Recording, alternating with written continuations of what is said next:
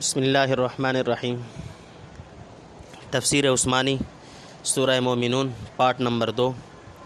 انہم مغرقون، بے شک ان کو ڈوبنا ہے۔ نمبر 1، فَإِذَا اسْتَوَيْتَ أَنْتَ وَمَن مَّعَكَ عَلَى الْفُلْكِ، پھر جب چڑھ چکے تو اور جو تیرے ساتھ ہے کشتی پر، فَقُلِ الْحَمْدُ لِلَّهِ الَّذِي نَجَّانَا مِنَ الْقَوْمِ الظَّالِمِينَ، تو کہہ شکر اللہ کا جس نے چھڑایا ہم کو گناہگار لوگوں سے۔ نمبر 2، وَقُلْ رَبِّ أَنزِلْنِي مُنزَلًا مُبَارَكًا وَأَنْتَ خَيْرُ الْمُنزِلِينَ، اور کہہ اے رب اتار مجھ کو برکت کا اتارنا اور تو ہے بہتر اتارنے والا۔ نمبر 3، ان فی ذلک لآیات وان کنا لمبتلین، اس میں نشانیاں ہیں اور ہم ہیں جانچنے والے۔ نمبر 4، ثم انشأنا من بعدہم قرنا آخرین، پھر پیدا کی ہم نے ان سے پیچھے ایک جماعت اور۔ نمبر 5، فارسلنا فیہم رسولا منہم، پھر بھیجا ہم نے ان میں ایک رسول ان میں کا۔ نمبر 6، ان اعبدوا اللہ ما لکم من الہ غیرہ، کہ بندگی کرو اللہ کی، کوئی نہیں تمہارا حاکم اس کے سوا۔ افلا تتقون، پھر کیا تم ڈرتے نہیں۔ وقال الملأ من قومه الذین کفروا، اور بولے سردار اس کی قوم کے جو کافر تھے، وکذبوا بلقاء الآخرہ، اور جھٹلاتے تھے آخرت کی ملاقات کو، واترفناہم فی الحیاۃ الدنیا، اور آرام دیا تھا ان کو ہم نے دنیا کی زندگی میں۔ نمبر 7، ما ھذا الا بشر مثلکم، اور کچھ نہیں یہ ایک آدمی ہے جیسے تم، یأکل کھاتا ہے۔ تفسیر۔ نمبر 1، ظالموں کی سفارش نہ کرو، یعنی حکم قطعی عذاب کا ہو چکا، یہ فیصلہ اٹل ہے، ضرور ہو کر رہے گا۔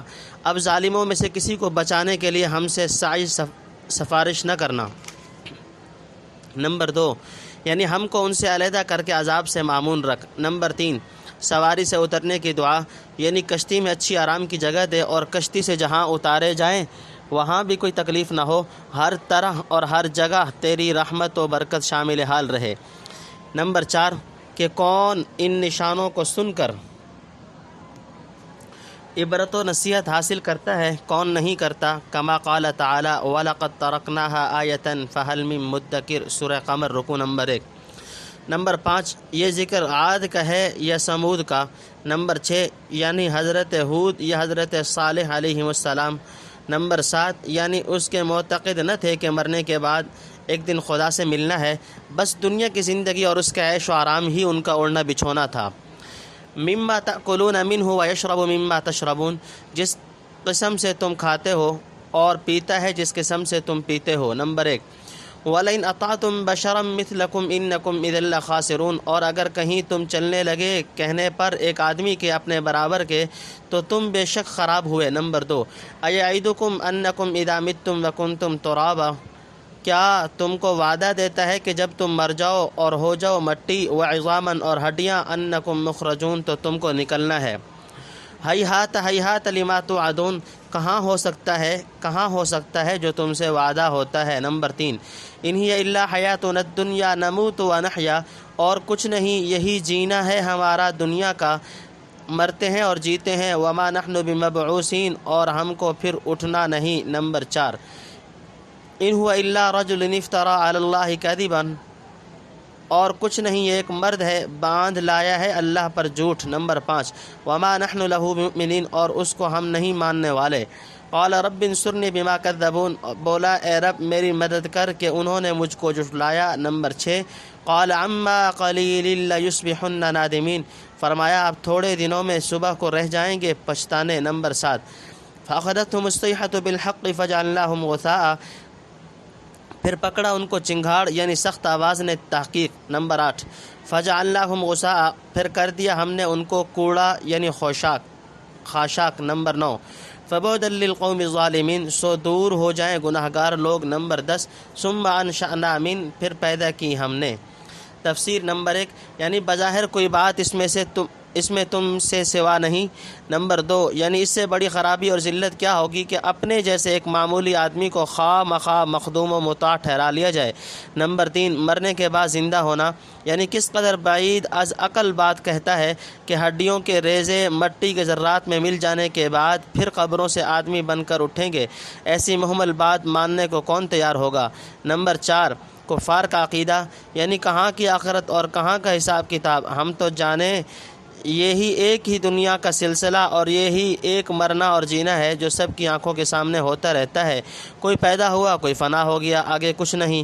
نمبر 5، رسول کے دعوے کی تکذیب کہ میں اس کا پیغمبر ہوں اور وہ مردوں کو دوبارہ زندہ کر کے عذاب و ثواب دے گا۔ یہ دونوں دعوے ایسے ہیں جن کو ہم کبھی تسلیم نہیں کر سکتے۔ خواہ مخواہ جھگڑنے اور دوسری درد سری کرنے سے کیا فائدہ۔ نمبر 6، یعنی آخر پیغمبر نے کفار کی طرف سے نا امید ہو کر دعا کی۔ نمبر 7، یعنی عذاب آیا چاہتا ہے جس کے بعد پچھتائیں گے اور وہ پچھتانا نافع نہ دے گا۔ نمبر 8، اس سے بظاہر مترشح ہوتا ہے کہ یہ قصہ سمود کا ہے کہ وہ چنگھاڑ سے مرے ہیں، واللہ عالم۔ نمبر 9، جیسے سیلاب خس و خاشاک کو بہا لے جاتا ہے اسی طرح عذاب الہی کے سیل میں بہے چلے گئے۔ نمبر 10، یعنی خدا کی رحمت سے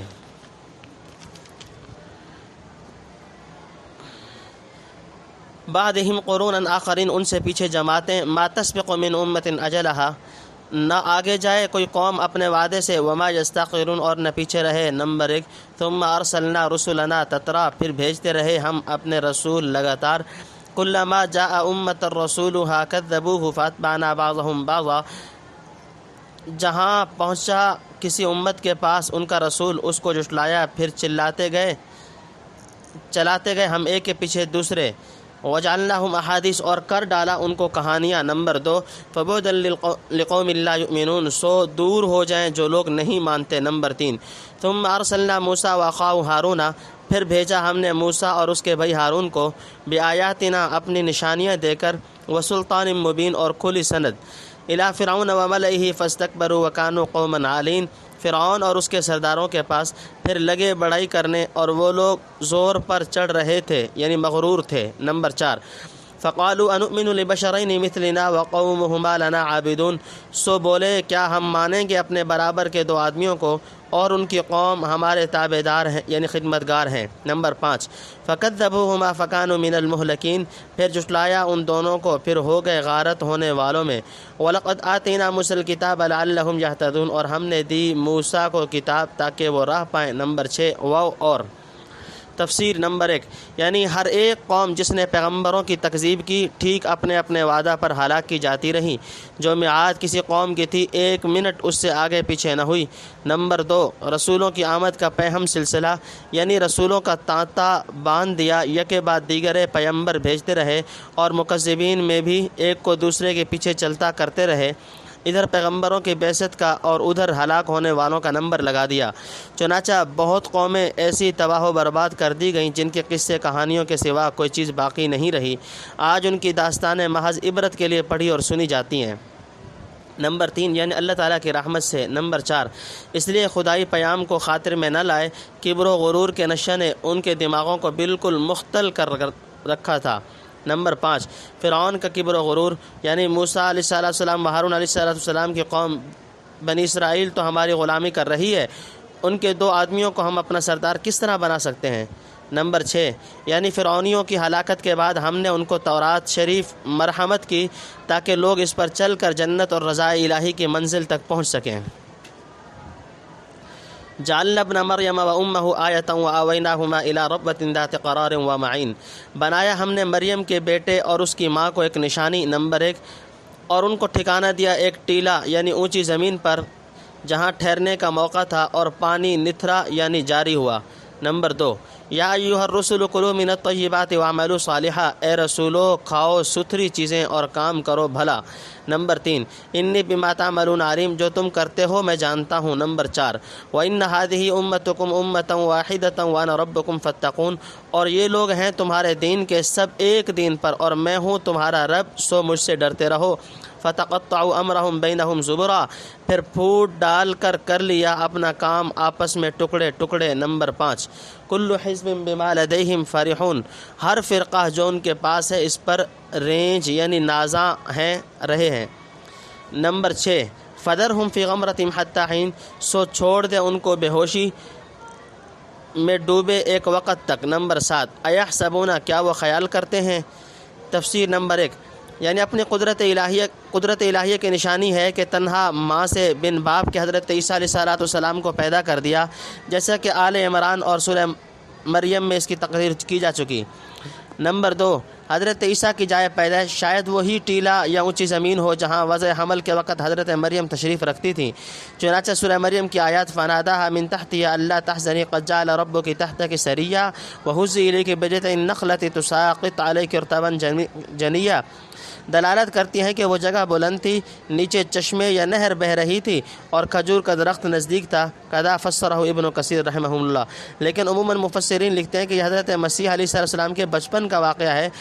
ایک ظالم بادشاہ ہیرودوس نامی نجومیوں سے سن کر کہ حضرت عیسیٰ کو سرداری ملے گی، لڑکپن ہی میں ان کا دشمن بن گیا اور قتل کے درپے تھا۔ حضرت مریم الہام ربانی سے ان کو لے کر مصر چلی گئیں اور اس ظالم کے مرنے کے بعد پھر شام واپس چلی آئیں، چنانچہ انجیل متی میں بھی یہ واقعہ مذکور ہے۔ اور مصر کا اونچا ہونا باعتبار رود نیل کے ہے، ورنہ غرق ہو جاتا، اور ماء معین رود نیل ہے۔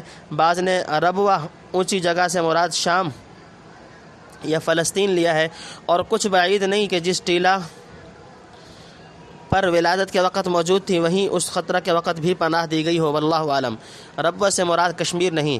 بہرحال اہل اسلام میں سے کسی نے ربوہ سے مراد کشمیر نہیں لیا، نہ حضرت مسیح علیہ السلام کی قبر کشمیر میں بتلائی۔ البتہ ہمارے زمانہ کے بعض زائغین نے ربوہ سے کشمیر مراد لیا ہے، اور وہیں حضرت عیسیٰ علیہ السلام کی قبر بتلائی ہے، جس کا کوئی ثبوت تاریخی حیثیت سے نہیں، محض کذب و دروغ بافی ہے۔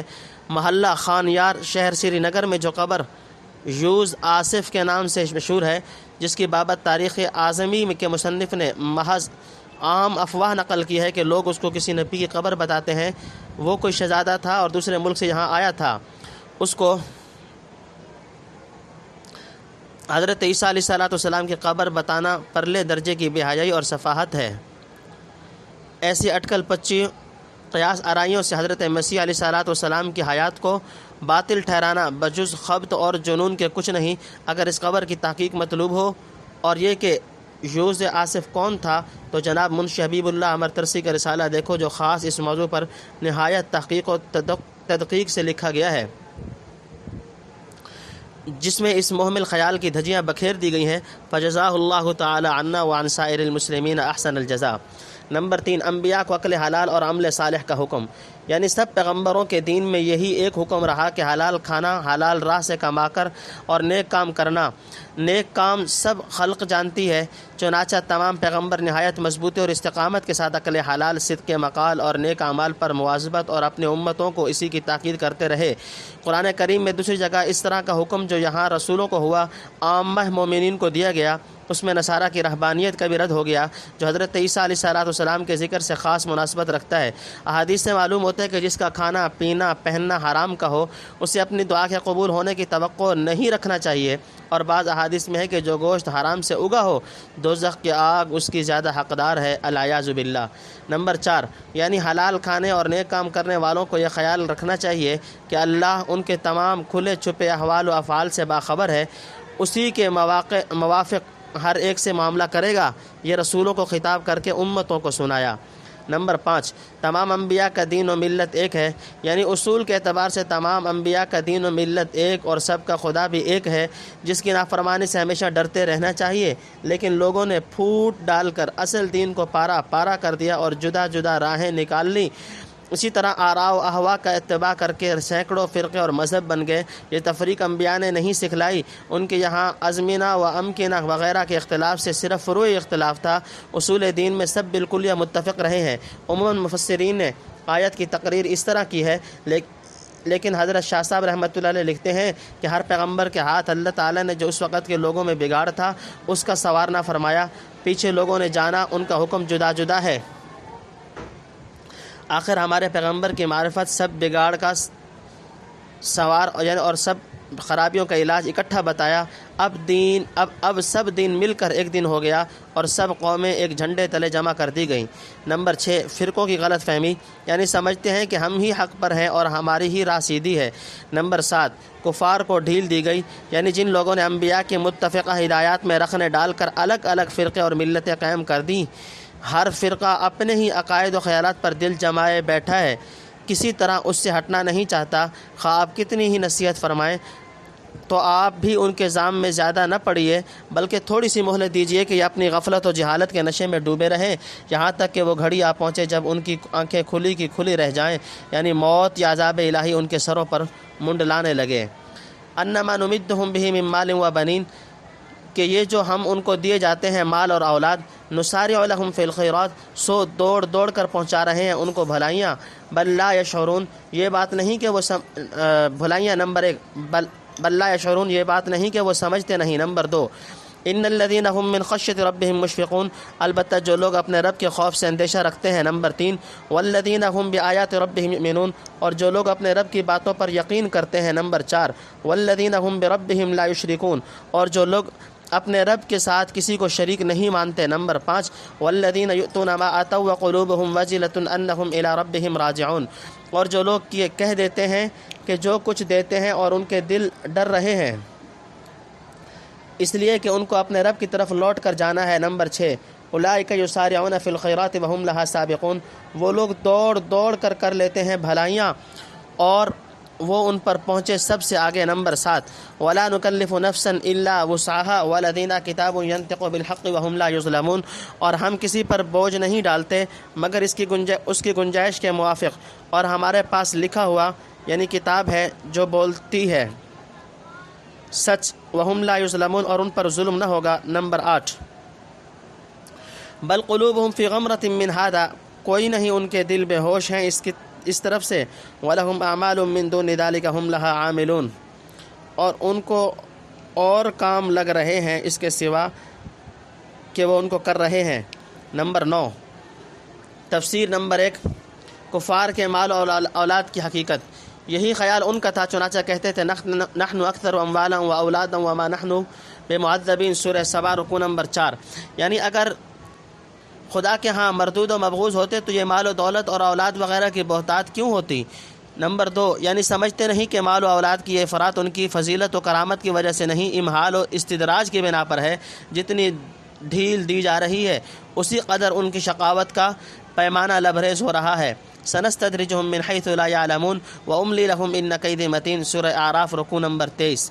نمبر 3، مومنین کی خشیت، یعنی باوجود ایمان و احسان کے کفار و مغرورین کی طرح مکر اللہ سے معمون نہیں، ہمہ وقت خوف خدا سے لرزاں و ترساں رہتے ہیں کہ نامعلوم دنیا میں جو انعامات ہو رہے ہیں استدراج تو نہیں۔ حسن بصری رحمۃ اللہ علیہ کا مقولہ ہے ان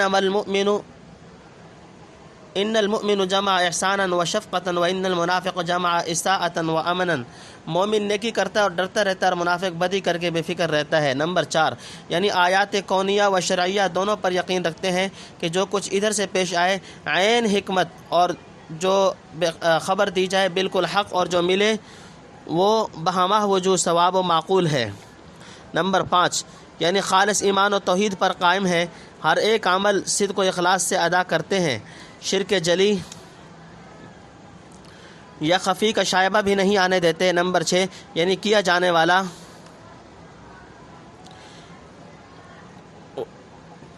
یعنی کیا جانے وہاں قبول ہوا یا نہ ہوا، آگے کام آئے یا نہ آئے، اللہ کی راہ میں خرچ کر کے یہ کھٹکا لگا رہتا ہے، اپنے عمل پر مغرور نہیں ہوتے، نیکی کرنے کے باوجود ڈرتے ہیں۔ نمبر 7، خیرات کا اصل مفہوم دنیا میں بھی اور آخرت میں بھی، کما قال تعالی فآتاہم اللہ ثواب الدنیا وحسن ثواب الآخرہ، فآتاہم اللہ ثواب الدنیا وحسن ثواب الآخرہ، سورہ آل عمران رکوع نمبر 15۔ تو در حقیقت اصلی بھلائی اعمال صالحہ، اخلاق حمیدہ اور ملکات فاضلہ میں ہوئی، نہ کہ اموال و اولاد میں جیسا کہ کفار کا گمان تھا۔ نمبر 8، شریعت کا کوئی حکم انسانی طاقت سے باہر نہیں، یعنی اوپر جو اعمال و خصال بیان کیے گئے کوئی ایسے مشکل کام نہیں جن کا اٹھانا انسانی طاقت سے باہر ہو۔ ہماری عادت نہیں کہ لوگوں کو تکلیف مالا یطاق دی جائے، یہ سب باتیں وہ ہیں جن کو اگر توجہ کرو تو بخوبی حاصل کر سکتے ہو، اور جو لوگ سابقین کاملین کے درجہ کو نہیں پہنچ سکتے انہیں بھی اپنی وسعت و ہمت کے موافق پوری کوشش کرنی چاہیے کہ وہ اسی کے مکلف ہیں۔ ہمارے یہاں صحائف اعمال میں درجہ بدرجہ ہر ایک کے اعمال لکھے ہوئے موجود ہیں، جو قیامت کے دن سب کے سامنے کھول کر رکھ دیے جائیں گے، انہی کے موافق جزا دی جائے گی، جس میں رتی برابر ظلم نہ ہوگا، نہ کسی کی نیکی ضائع ہوگی، نہ اجر کم کیا جائے گا۔ نہ بے وجہ بے قصور دوسرے کا بوجھ اس پر ڈالا جائے گا۔ نمبر 9، آخرت سے غفلت، یعنی آخرت کے حساب کتاب سے یہ لوگ غافل ہیں اور دنیا کے دوسرے دھندوں میں پڑے ہیں جن سے نکلنے کی فرصت ہی نہیں ہوتی۔ جو آخرت کی طرف توجہ کریں، یا یہ مطلب ہے کہ ان کے دل شک و تردد اور غفلت و جہالت کے تاریک موجوں میں غرقاب ہیں۔ بڑا گناہ تو یہ ہوا، باقی اس سے ورے اور بہت سے گناہ ہیں جن کو وہ سمیٹ رہے ہیں، ایک دم کو ان سے جدا نہیں ہوتے، اور جدا بھی ہوں کیوں کر ہوں۔ جو کام ان کے سوء استعداد کی بدولت مقدر ہو چکے وہ کر رہیں گے، اور لامحالہ طور پر ان کاموں کا خمیازہ بھی بھگتنا پڑے گا۔ پارٹ نمبر 2 اپنے اختتام کو پہنچا۔